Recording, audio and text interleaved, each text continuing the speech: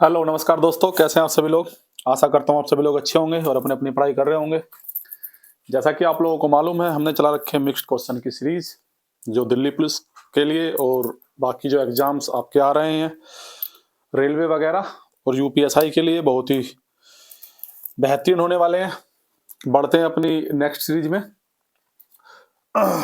देखिए, जैसे question number 1 क्या कहता है? क्वेश्चन नंबर बोल रहा है, मानव के प्रारंभिक विकास में प्रागैतिहासिक काल को सामान्यतः डैश के रूप में जाना जाता है। तो मानव के जो प्रारंभिक विकास जो हुआ था दोस्तों, तो प्रागैतिहासिक काल में हुआ था। तो उसका उसको किस रूप में जाना जाता है दोस्तों? तो पुरापाषाण युग के रूप में। किसके रूप में? पुरापाषाण युग के रूप में। मोटे तौर पर 2.5 मिलियन से 10,000 ईसा पूर्व के बीच का जो समय है दोस्तों, वो है पुरापाषाण काल का समय। ठीक है। परमाणु अभिक्रियाओं में उत्पन्न और रेडियोधर्मी नाभिक द्वारा उत्सर्जित उच्च आवर्ती विकिरण जो कैंसर कोशिकाओं को नष्ट करने के लिए दवा में उपयोग किया जाता है, उसका नाम क्या है दोस्तों? तो उसका नाम है गामा किरणें। तो दोस्तों गामा किरणें जो होती हैं, वो कैंसर उपचार में उपयोग करी जाती हैं। ठीक है। एक वस्तु की संवेग डैश पर निर्भर करता है। तो एक वस्तु का संवेग किस पर निर्भर करता है दोस्तों? तो उसका जो संवेग होगा किसी वस्तु का, तो वो पिंड का द्रव्यमान और वेग दोनों पर निर्भर करता है दोस्तों। तो पिंड का द्रव्यमान और वेग दोनों पर निर्भर करता है। आगे बढ़ते हैं। जिप्सम को डैश पर गर्म करने पर इसमें जल के अणु नष्ट हो जाते हैं। अगर जिप्सम को हम गर्म करते हैं तो जल के अणु क्या होते हैं दोस्तों? नष्ट हो जाते हैं और कैल्शियम सल्फेट हेमीहाइड्रेट बन जाता है। क्या बन जाता है? Calcium sulphate hemihydrate, CaSO4 calcium sulphate 1/2H2O। तो हेमीहाइड्रेट बन जाता है। ठीक है दोस्तों। तो कितने पर? 373 के से 393 के। अगर केल्विन 373 केल्विन से 393 केल्विन के बीच में हम इसको गर्म करते हैं, तो दोस्तों क्या बन जाएगा? वो कैल्शियम सल्फेट हैमिड हाइड्रेट बन जाता है।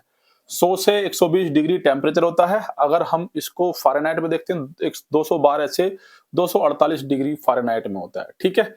और कैल्शियम सल्फेट डाइहाइड्रेट का फॉर्मूला होता है CaSO4 2H2O और कैल्शियम सल्फेट हेमीहाइड्रेट का सिर्फ यहाँ पे हाफ हो जाएगा, 1/2H2O। ठीक है दोस्तों। आगे देखते हैं। किस स्थान पर गुरुत्व त्वरण शून्य होता है? तो कौन से स्थान पर जो गुरुत्व त्वरण होता है, जी की वैल्यू जो होती है वो शून्य होती है दोस्तों?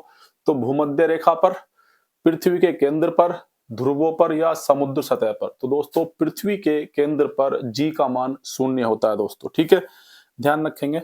अगर 9 ओम, 4 ओम, 9 ओम, 4 ओम और 12 ओम, मतलब 9 ओम, 4 ओम और 12 ओम मान के 3 प्रतिरोध समांतर क्रम में जुड़े हैं। अगर तीनों हम इन रेजिस्टेंस को तीनों को एक समांतर क्रम में जोड़ दें, तो परिपथ का तुल्य प्रतिरोध क्या होगा? तो तुल्य प्रतिरोध अगर दोस्तों हमें निकालना है, तो हमारा एक फॉर्मूला होता है 1 अपॉन, या रेजिस्टेंस है, resistance 1 upon plus 1 upon R2 plus के 1 upon R3 dot dot dot जितनी भी रेजिस्टेंस दे रखी है 1 अपॉन Rn तक।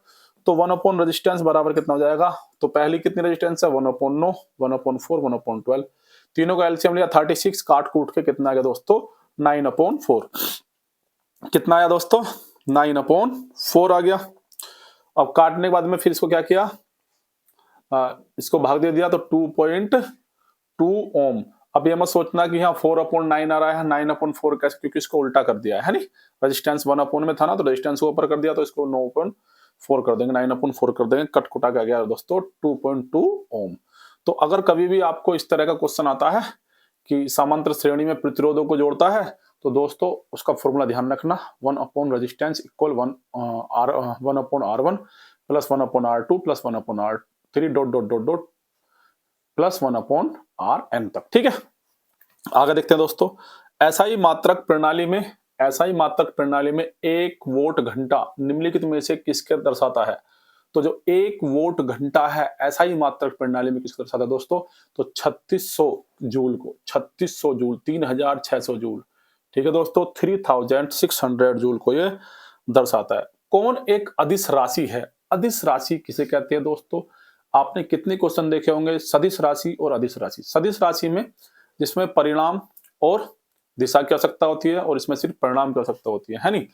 तो देखिए कौन सा एक अदिश राशि नहीं है, तो विभवांतर, कोणीय वेग, चाल और कोणीय आवर्ती, कौन सी अदिश राशि नहीं है, ठीक है, मतलब सदिश राशि है। तो सदिश राशि में क्या, परिमाण और दिशा दोनों होनी चाहिए। तो परिमाण किस में, देखो कोणीय वेग जो होता है दोस्तों, जितने भी कोण वाले आएंगे सब में परिमाण और दिशाएं होती हैं, ध्यान रखना है नहीं। कोणीय वेग, कोणीय आवर्ती, जितनी भी चीजें आएंगी, जैसे कि सदिश राशि के बारे में मैंने लिख रखा है, तो भौतिक राशियां जिनमें परिमाण और दिशा दोनों होती हैं, जो त्रिभुज नियम का पालन करती हैं, ठीक है दोस्तों, जो त्रिभुज नियम का पालन करती है, कैसे कहलाती हैं, सदिश राशियां कहलाती हैं। अगर आगे बात करता हूं अदिश राशि की, तो भौतिक राशियां जिनमें केवल परिमाण होता है, दिशा नहीं होती है दोस्तों, उन्हें कहते हैं अदिश राशि। क्वेश्चन बनता है जैसे कि द्रव्यमान, द्रव्यमान द्रव्यमान कैसे दोस्तों, सदिश राशि है नी।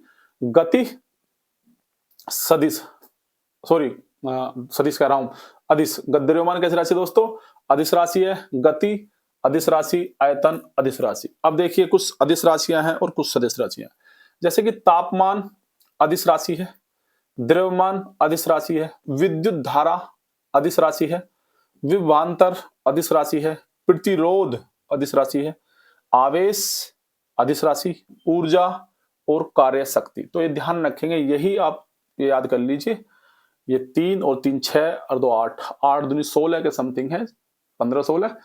तो अगर आप याद कर लेंगे तो आपका क्वेश्चन बन जाएगा, ठीक है।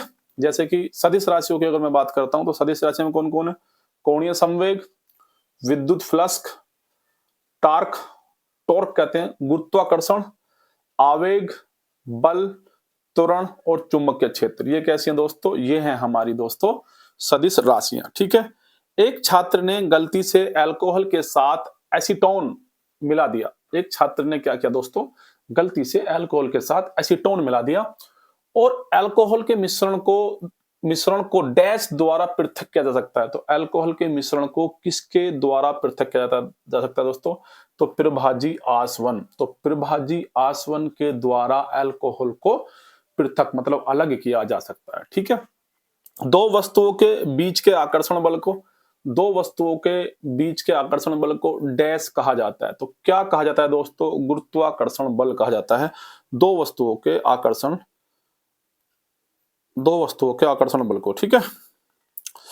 अभिकेंद्र बल किसे कहते हैं, जो एक वृत्ताकार पथ में दोस्तों केंद्र की ओर कार्य करता है, जो केंद्र की ओर कार्य कर रहा हो, केंद्र की ओर, ठीक है, तो उसे कहते हैं अभिकेंद्र बल।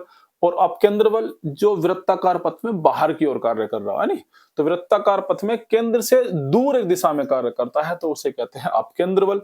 और विद्युत चुंबकीय बल किसे कहते हैं, यह एक प्रकार का बल है जो विद्युत आवेश कणों के बीच होता है। तो किसके बीच होता है, विद्युत आवेश कणों के बीच होता है दोस्तों विद्युत चुंबकीय बल। दो अलग अलग प्रकार के पदार्थों के कणों का परस्पर मिलना। अगर दो अलग अलग प्रकार के पदार्थ हैं दोस्तों, उनके जो कण हैं उनको अगर मिलाते हैं तो मिलना क्या कहलाता है दोस्तों, तो विसरण कहलाता है। अगर अलग अलग प्रकार के पदार्थ हैं और उनके कण मिल रहे हैं तो उसे कहते हैं दोस्तों विसरण। लेकिन वह प्रक्रिया जहां वाष्पन जल तरल बन जाता है, यह वाष्पीकरण का उल्टा होती है, संघनन। अच्छा, संघनन अलग हो गया, विसरण हो गया, ठीक है। एक और होता है इसका सेम वालों का, चलो आगे देखते हैं। तो संघनन जो होता है दोस्तों, संघनन किसे कहते हैं, वह प्रक्रिया है जहां जल वाष्प तरल बन जाती है। जल क्या, वाष्प, या तो वाष्प बन जाएगा, वाष्प तरल बन जाती है, यह वाष्पीकरण का उल्टा होता है संघनन, ठीक है। जहां जल वाष्प, अच्छा, जहां जल वाष्प, ठीक है, जहां जल वाष्प तरल बन जाती है, वाष्पीकरण होता है। क्या होता है दोस्तों, यह बन जाती है, यह संघनन होता है, और यह वाष्पीकरण का उल्टा होता है। क्योंकि वाष्पीकरण में क्या होता है दोस्तों, जल से वाष्प बनती है, और जल वाष्प से जो तरल बनेगा उसको कहते हैं दोस्तों संघनन। क्या कहते हैं उसको, संघनन। ध्यान रखना इस चीज को। यूरिया का रासायनिक सूत्र क्या है, तो यूरिया का रासायनिक सूत्र NH2CONH2, NH2CONH2। यह है यूरिया का रासायनिक सूत्र NH2CONH2, या इसका एक और भी सूत्र है CH4N2O, CH4N2O, ठीक है दोस्तों। चल कुंडल ग्लेवोनोमीटर को डैश के साथ एक चालक कुंडल गैल्वेनोमीटर के साथ संयोजन करके एमीटर में परिवर्तित किया जा सकता है। तो किसको? समांतर में निम्न प्रतिरोध करके, है नी? समांतर में निम्न प्रतिरोध।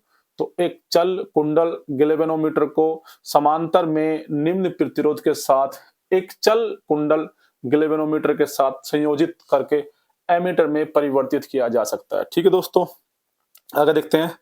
सूर्य को देखने के लिए कौन सा यंत्र इस्तेमाल किया जाता है? तो जो सूर्य को अगर हमें देखना है, जो सूर्य के स्टडी वगैरह करते हैं वैज्ञानिक, तो किसका यूज करते हैं दोस्तों? वो करते हैं हेलियोस्कोप। किसका यूज करते हैं? हेलियोस्कोप का यूज करते हैं।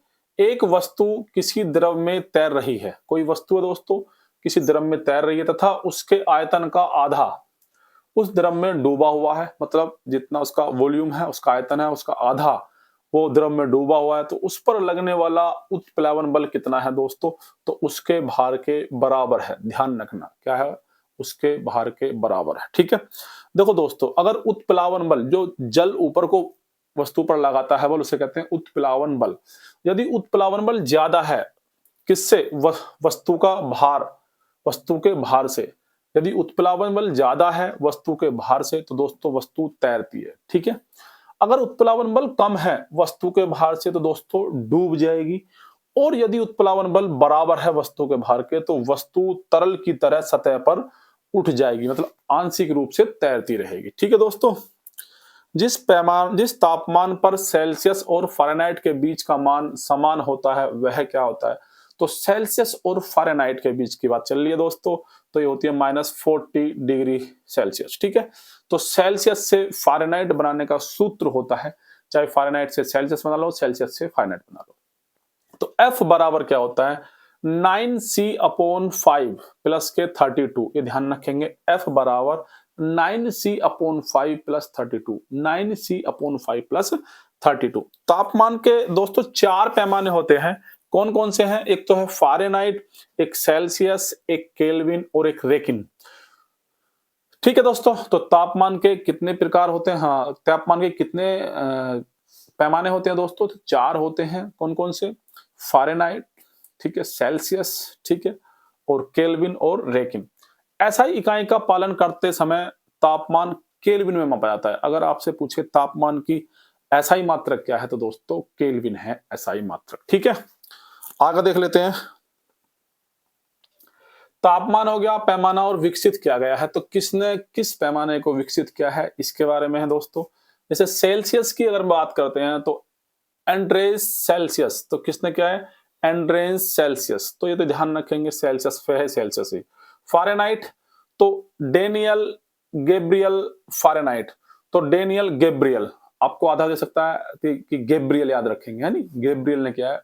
फ़ारेनहाइट पैमाने का आविष्कार क्या विकसित किया है, तो डेनियल गैब्रियल फ़ारेनहाइट ने किया है।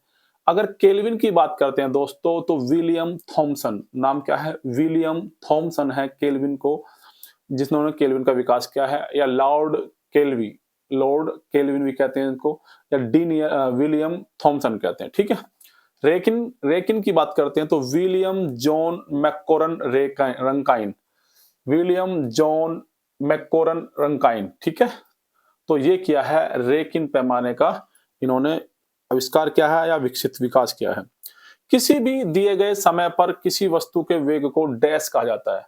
किसी भी दिए गए समय पर, अगर किसी समय पर किसी वस्तु के वेग को क्या कहा जाता है दोस्तों? तात्कालिक वेग। क्या कहता है? तात्कालिक वेग। ध्यान रखना। एसिटिलीन गैस का रासायनिक प्रतीक क्या है? तो एसिटिलीन गैस का रासायनिक प्रतीक होता है दोस्तों C2H2। Acetylene C2H2, acetylene gas का रासायनिक प्रतीक होता है। एसिटिलीन को नारसिलीन या विनिलीन, है नी? तो एसिटिलीन को नारसिलीन या विनिलीन, तो पूछ सकता है कि एसिटिलीन को किस और अन्य नाम से जाना जाता है, तो नारसिलीन और विनिलीन भी कहा जाता है। जैसे कि CH3 होता है मिथाइल, CH3 क्या है दोस्तों? मिथाइल। C3H2 तो प्रोपेनाइलिडीन, प्रोपेनाइलिडीन, तो प्रोपेनाइलिडीन। तो C3H2, CH2 क्या होता है दोस्तों? मिथाइलिन। CH2 क्या होता है? मिथाइलिन। एसिटिलीन का प्रयोग वेल्डिंग और काटने की प्रक्रियाओं किया जाता है। तो जो आपने कटर वगैरह देखी होंगी, जो गैस वेल्डिंग से कटिंग करते हैं और जो वेल्ड करते हैं, तो उसमें किसका यूज करते हैं दोस्तों? एसिटिलीन गैस का यूज करते हैं, नहीं? एसिटिलीन का प्रयोग वेल्डिंग और काटने की प्रक्रियाओं में किया जाता है। आगे देखते हैं दोस्तों, यदि 400 किलोग्राम द्रव्यमान की किसी वस्तु को 8 सेकंड में 5 मीटर प्रति सेकंड से 8 मीटर प्रति सेकंड वेग से एक समान रूप से त्वरित किया जाता है, तो वस्तु के प्रारंभिक संवेग की गणना कीजिए। तो प्रारंभिक वेग पूछा है दोस्तों, u पूछा है नहीं?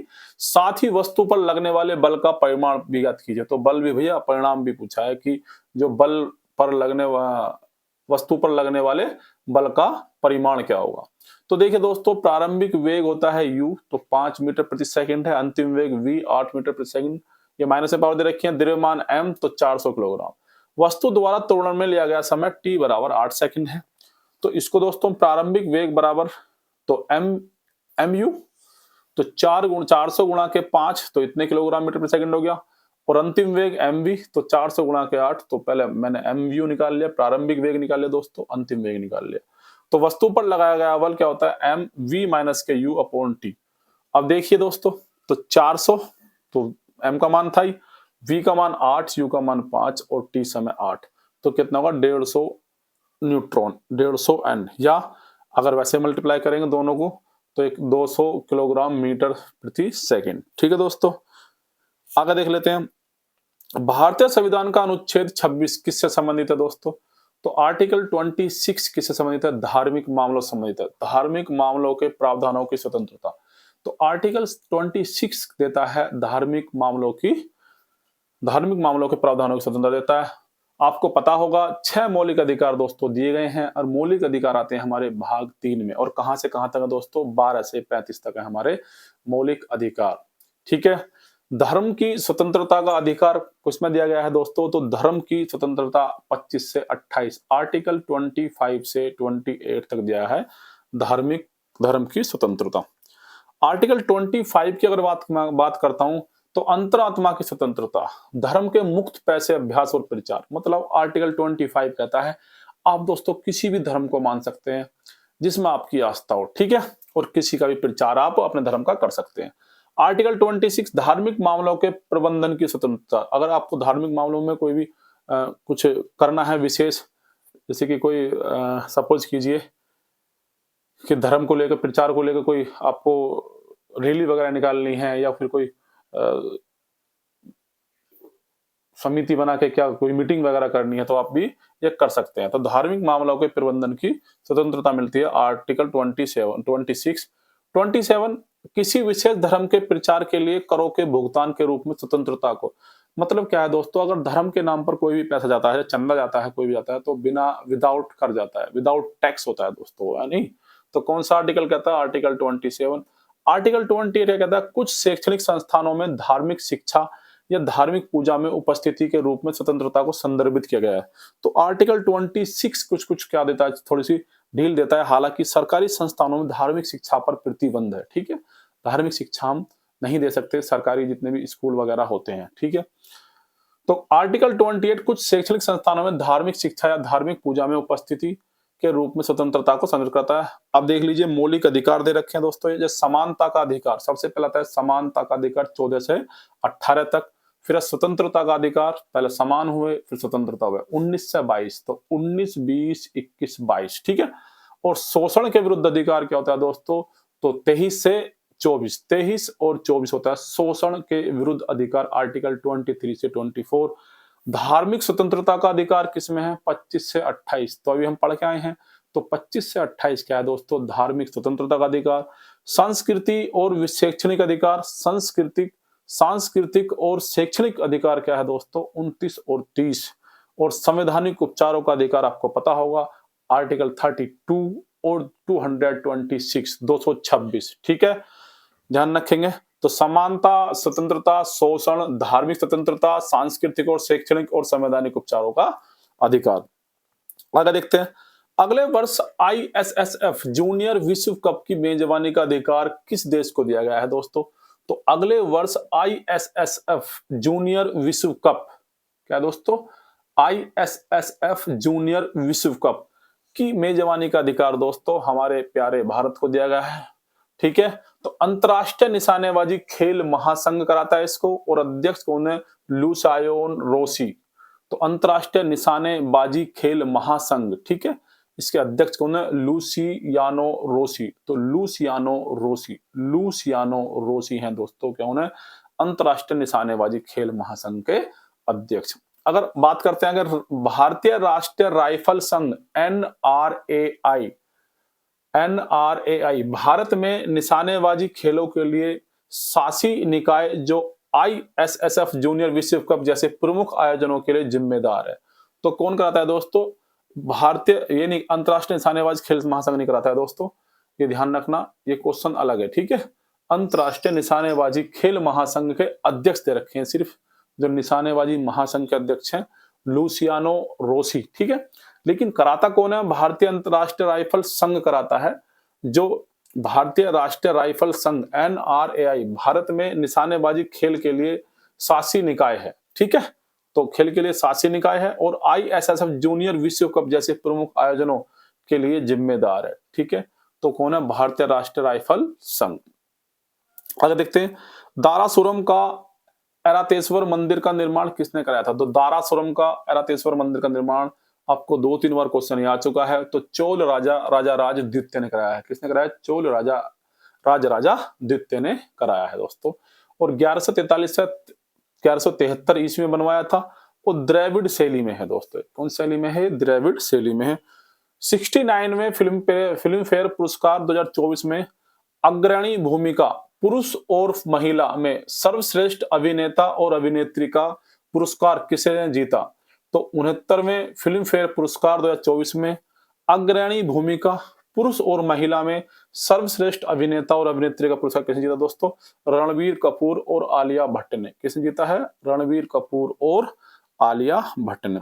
ये कुछ पुरस्कार हैं, पुरस्कार विजेता हैं, जैसे कि सर्वश्रेष्ठ फिल्म तो 12th फेल रही है, 2024 की बात है दोस्तों। सर्वश्रेष्ठ निर्देशन तो विनोद चोपड़ा 12th फेल के लिए ही नाम मिला है इनको। और मुख्य भूमिका में सर्वश्रेष्ठ अभिनेता कौन है दोस्तों? रणबीर कपूर एनिमल मूवी में, ठीक है। आप देखेंगे कि मुख्य भूमिका में सर्वश्रेष्ठ अभिनेत्री महिला कौन सी है दोस्तों? आलिया भट्ट है, रॉकी और रानी की प्रेम कहानी में, ठीक है। जीमेल में यदि आप किसी ईमेल को डिलीट करते हैं तो वह डैश फोल्डर में चला जाता है। अगर जीमेल में आप किसी मेल को डिलीट करेंगे तो कुछ में चला जाएगा दोस्तों? ट्रैश में चला जाएगा। कहां चला जाएगा दोस्तों? ट्रैश।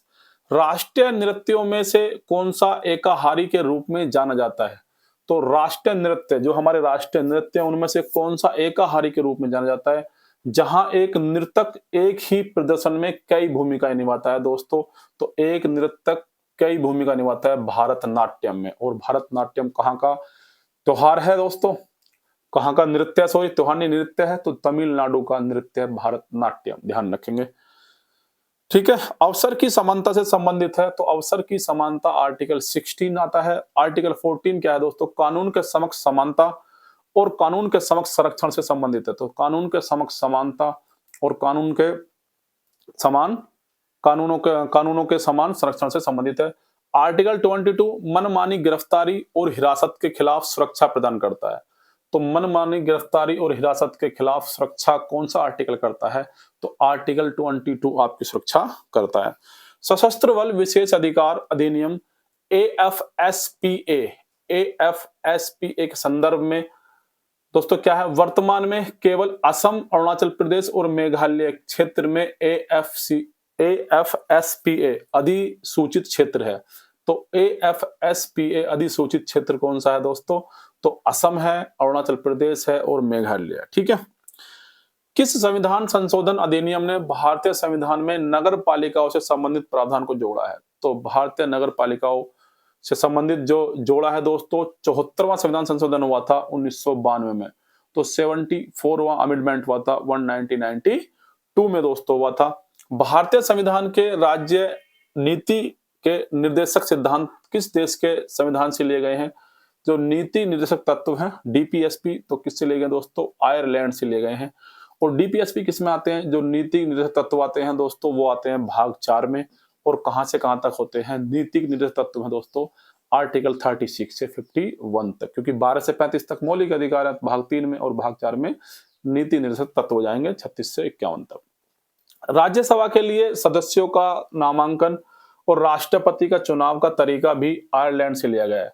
मतलब क्या है दोस्तों, जो राज्यसभा के लिए सदस्यों का जो नामांकन वगैरह होता है, वो भी आयरलैंड से लिया गया है और राष्ट्रपति का चुनाव का तरीका भी कहाँ से लिया गया है दोस्तों? आयरलैंड से लिया गया है। आपको पता होगा कि राष्ट्रपति का जो चुनाव होता है, कैसे होता है? बताइए।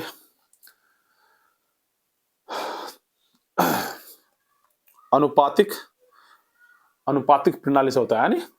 तो देश देखिए, ये कुछ देश दे रखे, जैसे ब्रिटेन है, तो ब्रिटेन प्रमुख विशेषताएं जैसे संसदीय सरकार, कानून या शासन, विधायी प्रक्रिया, एकल नागरिकता, कैबिनेट प्रणाली, विशेषाधिकार, संबंधी रिट, संसदीय विशेषाधिकार और द्विसदनीयवाद। तो ये कहां से लिया गया? ब्रिटेन से। तो ब्रिटेन से क्या क्या लिया गया आप देख सकते हैं। संसदीय सरकार की संसदीय सरकार होगी, कानून का शासन होगा, विधायी प्रक्रिया चलेगी, एकल नागरिकता, जबकि यूएसए में कैसी दोस्तों? दोहरी नागरिकता है। नहीं, कैबिनेट प्रणाली और विशेषाधिकार, संबंधी रिट, संसदीय विशेषाधिकार और द्विसदनीयवाद।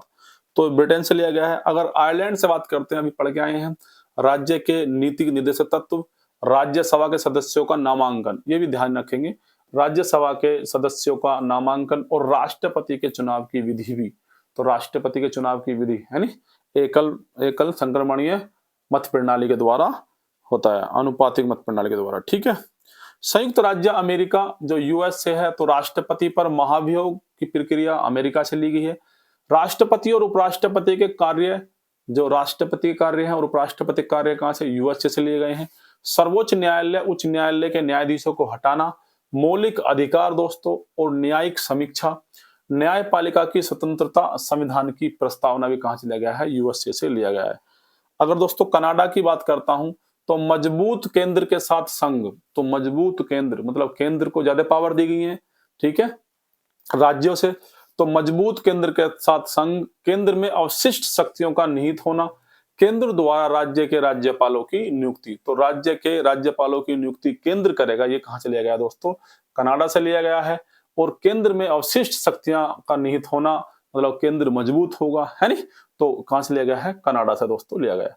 अगर हम ऑस्ट्रेलिया की बात करते हैं, ऑस्ट्रेलिया की, तो समवर्ती सूची ऑस्ट्रेलिया से ली गई है। व्यापार, वाणिज्य और समागम, संसद के दोनों सदनों की संयुक्त बैठक। आप कुछ ध्यान नहीं रखेंगे, ये ध्यान रखेंगे, एक तो समवर्ती सूची कहां से ली गई है? तो समवर्ती सूची दोस्तों कहां से ली गई है? हमारी समवर्ती सूची ऑस्ट्रेलिया से ली गई है।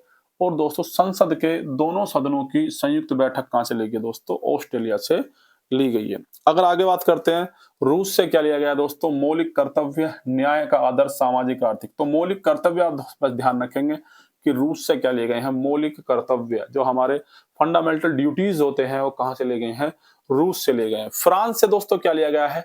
गणतंत्र, प्रस्तावना में स्वतंत्रता के आदर्श, समानता तथा बंधुता के आदर्श, प्रस्तावना। तो गणतंत्र कहां से लिया गया है? फ्रांस से लिया गया है। यही क्वेश्चन आपसे पूछ सकता है, इससे ज्यादा पूछेगा नहीं। जर्मनी, अगर जर्मनी की बात करते हैं, आपातकाल के दौरान मौलिक अधिकारों का निलंबन। तो आपातकाल के दौरान मौलिक अधिकार निलंबित हो जाते हैं, ये कहां से लिया गया दोस्तों? तो जर्मनी से लिया गया। दक्षिण अफ्रीका, तो संविधान का संशोधन प्रक्रिया, राज्यसभा के सदस्यों का चुनाव। तो राज्यसभा के सदस्यों का चुनाव कैसे किस तरह से होगा उसका, और संविधान संशोधन की प्रक्रिया कहां से ली गई दोस्तों? ये दक्षिण अफ्रीका से ली गई है। आगे बात करते हैं, जापान से क्या लिया गया? कानून द्वारा स्थापित प्रक्रिया। तो कानून द्वारा स्थापित प्रक्रिया की अवधारणा जापान से दोस्तों ली गई है। किस अनुच्छेद के तहत वित्त आयोग का गठन किया गया? तो अनुच्छेद 280, तो 280 के अनुसार वित्त आयोग का गठन दोस्तों किया गया। 280 आर्टिकल वित्त आयोग से संबंधित है। भारत के राष्ट्रपति द्वारा प्रत्येक 5 वर्ष में वित्त आयोग की नियुक्ति की जाती है। तो भारत के राष्ट्रपति करता है प्रत्येक 5 वर्ष में वित्त आयोग की नियुक्ति। अगर बात करते हैं दोस्तों कि प्रथम वित्त आयोग कब बना था, तो प्रथम वित्त आयोग का गठन हुआ था 1951 में दोस्तों हुआ था। अध्यक्ष कौन थे प्रथम वित्त आयोग के? तो केसी नियोगी। तो केसी नियोगी जो थे दोस्तों प्रथम वित्त आयोग के अध्यक्ष थे। अगर आगे बात करते हैं द्वितीय वित्त आयोग, तो अगर आपसे बात करता हूं कि द्वितीय वित्त आयोग कब बना था दोस्तों, तो 1956, 5 साल बाद ही बना हुआ, सीधी सी बात है। तो 1956 में। अध्यक्ष कौन थे? के संथानम। और वर्तमान में 16वां वित्त आयोग चल रहा है। तो कौन सा वित्त आयोग चल रहा है दोस्तों? 16वां वित्त आयोग चल रहा है। उसके अध्यक्ष हैं डॉक्टर अरविंद पनगड़िया। तो 16वें वित्त आयोग चल रहा है वर्तमान में, और उसके अध्यक्ष कौन दोस्तों? डॉक्टर अरविंद पनगड़िया। किस पर्वत श्रेणी के पश्चिमी तट पर ग्रेट भारतीय मरुस्थल थार मरुस्थल स्थित है? तो किस पर्वत श्रेणी के पश्चिम तट पर ग्रेट भारतीय मरुस्थल थार मरुस्थल स्थित है? तो अरावली पर्वत श्रेणी। क्वेश्चन बन सकता है दोस्तों, क्योंकि अरावली पर चर्चा चल रही है। कौन सी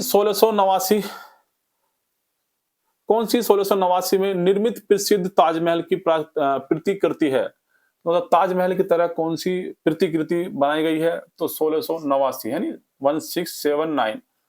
तो बीबी का मकबरा जो कॉपी है, ताजमहल की कॉपी है, महाराष्ट्र के औरंगाबाद में स्थित है। ये कहां पर है दोस्तों? महाराष्ट्र में है, औरंगाबाद में। छठे मुगल बादशाह औरंगजेब ने 1660 में इसको बनवाया था।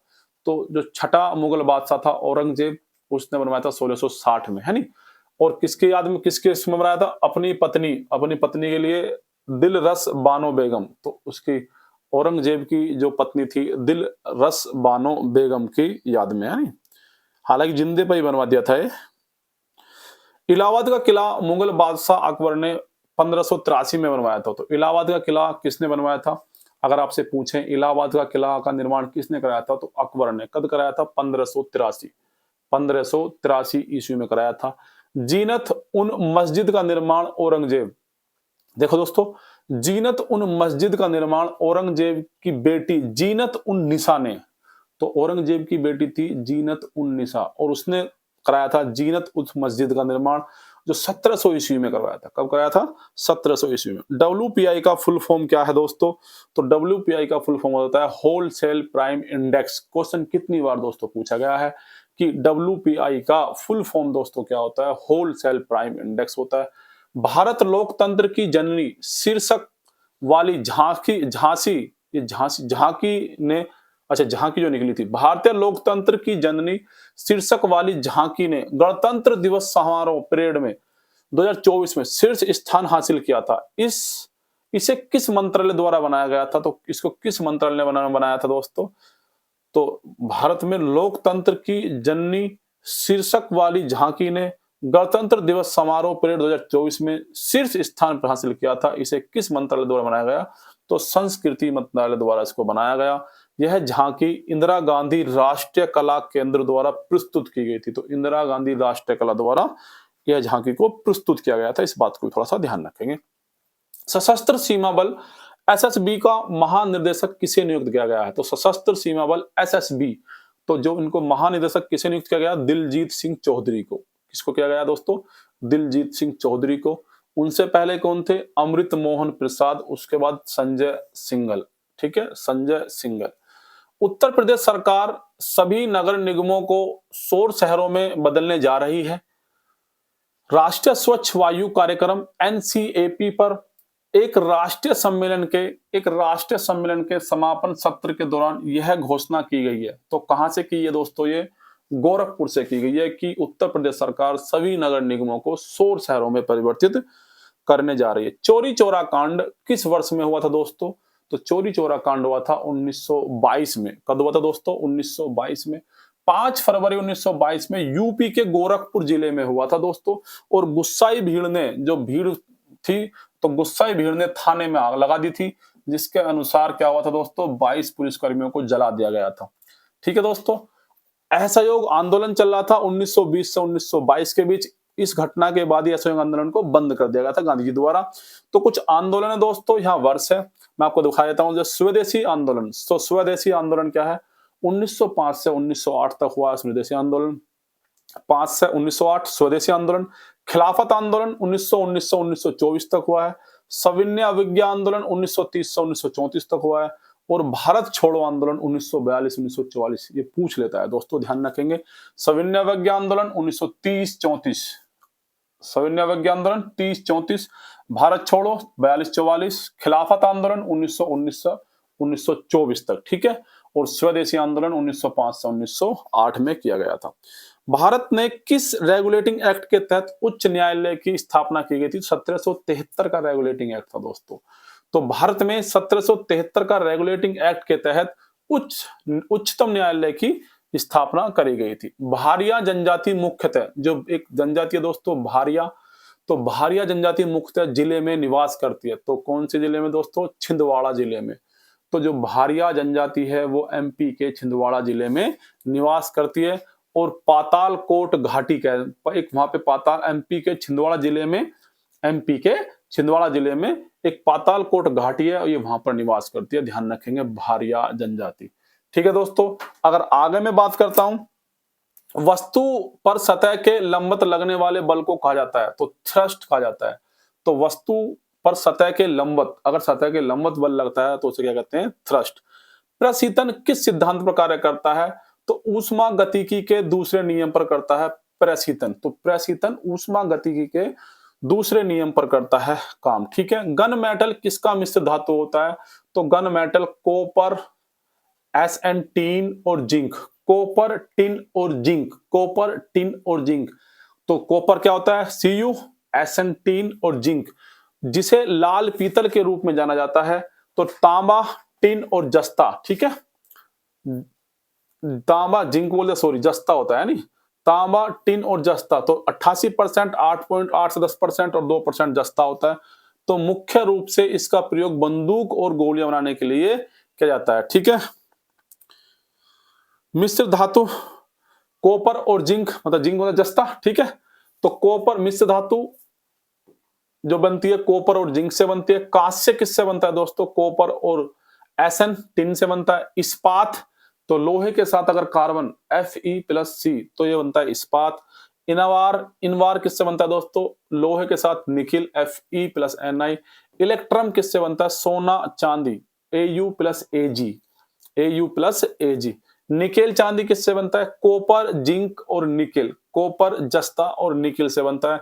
फ्यूज वायर Pb+Sn, सीसा और टीन से बनता है फ्यूज वायर, ये ध्यान रखेंगे दोस्तों। अल्कीनो, अलिनिको, अलिनिको बनता है एल्यूमिनियम, निकिल, कोबाल्ट और लोहा। एल्यूमिनियम, निकिल, कोबाल्ट और लोहे से बनता है दोस्तों अलिनिनो, अलिनिको। धातु प्रकार PbSn, Sb से बनता है।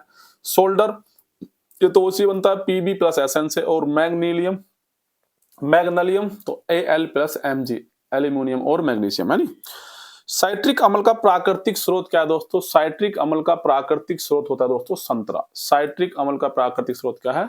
संतरा। साइट्रिक अम्ल वाले फलों को सिट्रस कहा जाता है। क्या कहा जाता है दोस्तों? सिट्रस कहा जाता है। तो नींबू, संतरा, अंगूर ये सब क्या है दोस्तों? ये साइट्रिक अम्ल वाले फल हैं। विटामिन सी मिलता है और विटामिन सी से आप लोगों को पता होगा स्कर्वी रोग हो जाता है अगर कमी हो जाती है तो। ठीक है, केले में दोस्तों फाइबर होता है, पोटेशियम होता है, विटामिन होता है और विटामिन B6 होता है। तो केले में क्या होता है? फाइबर, पोटेशियम और विटामिन B6 पाया जाता है, ये ध्यान रखेंगे। आम की अगर बात करता हूं तो आम में विटामिन ए और विटामिन सी प्राप्त होता है आम में। डैश समूह 17 से संबंधित सबसे कम प्रतिक्रियाशील तत्व है। तो समूह 17 में सबसे संबंधित, समूह 17 से संबंधित सबसे कम प्रतिक्रियाशील तत्व कौन सा दोस्तों? आयोडीन। कौन सा है दोस्तों? आयोडीन तत्व जो है सबसे कम प्रतिक्रियाशील तत्व है। समूह 17 को बनाने वाले 5 गैर धात्विक विषैले तत्व हैं आयोडीन, क्लोरीन, फ्लोरीन, ब्रोमीन और एसिटीन, एसिटेटीन। तो ध्यान रखेंगे समूह 17 को बनाने में, समूह 17 में कौन कौन से आते हैं? 5 धात्विक, गैर धात्विक तत्व आते हैं जो विषैले तत्व हैं। आयोडीन हो गया, क्लोरीन, फ्लोरीन, ब्रोमीन और एसिटेटीन। फ्लोरीन इस समूह में सबसे अधिक प्रतिक्रियाशील तत्व है। अगर आपसे पूछेगा समूह 17 में सबसे अधिक प्रतिक्रियाशील तत्व कौन सा है दोस्तों, तो वो है कौन सा? वो है फ्लोरीन। ठीक है, आगे देखते हैं। निकट दृष्टि दोष का उपयोग करके ठीक किया जाता है दोस्तों अवतल लेंस। ये मैंने आपको बताया है कि दूर दृष्टि दोष है तो आपको इसका मतलब पास का दिखाई नहीं दे रहा है और पास का दिखाई नहीं दे रहा है तो आप उत्तल लेंस का यूज करेंगे। लेकिन अगर आपको पास का दिखाई देता है और दूर का नहीं दिखाई देता है तो वो होता है दोस्तों निकट दृष्टि दोष। और निकट दृष्टि दोष में हम अवतल लेंस का यूज करते हैं। यह दोष आंख के लेंस की अत्यधिक वक्रता के कारण होता है। तो पूछ लेता है कि बताइए जो हमारा निकट दृष्टि दोष होता है, जो हमारा दोस्तों निकट दृष्टि दोष होता है वो किसके कारण होता है? तो यह दोष आंख के लेंस की अत्यधिक वक्रता के कारण, आंख का लेंस वक्राकार का हो जाता है। तो दूर बिंदु अनंत से अधिक निकट, तो जो दूर बिंदु होता है वो पास दिखने लगता है। ठीक है, दूर बिंदु क्या होता है, पास हो जाता है। तो दूर बिंदु अनंत से अधिक निकट आ जाता है। ठीक है, ये बात ध्यान रखेंगे। एक होता है हाइपरमेट्रोपिया। तो हाइपरमेट्रोपिया कैसे कहते हैं, नेत्र लेंस की फोकस दूरी, अगर आंख के लेंस की फोकस दूरी बहुत लंबी होती है और इसे उपयुक्त क्षमता के उत्तल लेंस द्वारा ठीक किया जा सकता है, तो उसे कहते हैं हाइपरमेट्रोपिया। तो नेत्र लेंस की फोकस दूरी बहुत लंबी होती है। ठीक है, अगर नेत्र लेंस की फोकस दूरी क्या है, बहुत लंबी हो, तो उसे कहते हैं हाइपरमेट्रोपिया। और उसको ठीक करने के लिए किसका यूज करते हैं दोस्तों, उत्तल लेंस का यूज करते हैं। और प्रेस बायोपिया, प्रेस बायोपिया किसे कहते हैं, आवाज की आवाज की शक्ति को कम करता है, आवाज की शक्ति को कम करता है और द्विफोकल लेंस का उपयोग करके इसे ठीक कर सकता है। ठीक है दोस्तों, तो ये ध्यान रखेंगे। तो आज के लिए इतना ही दोस्तों, मिलते हैं अपनी नेक्स्ट वीडियो में। अगर आपको वीडियो पसंद आई हो तो लाइक करें, शेयर करें, चैनल को सब्सक्राइब करें।